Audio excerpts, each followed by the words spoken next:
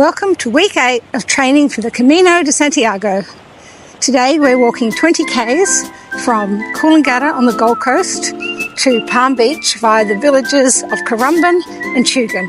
We start with Kirra Hill. Honestly, it's more of a bump compared to what's waiting for us on Camino, but the view at the top is absolutely worth it. The Oceanway stretches for 36 sunny kilometres along the Gold Coast of Queensland.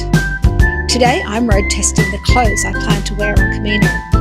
More about that later, but let's just say comfort is key and style is negotiable. We take a quick pit stop at Currumbin for a cold pressed juice, which is probably more hipster than Pilgrim, but we're working with what we've got. We cross Currumbin Creek and make it to the mangrove boardwalk at Palm Beach. It's like a secret jungle but with more activewear. On our way back, we take a quick detour up Elephant Rock to soak in another stunning view.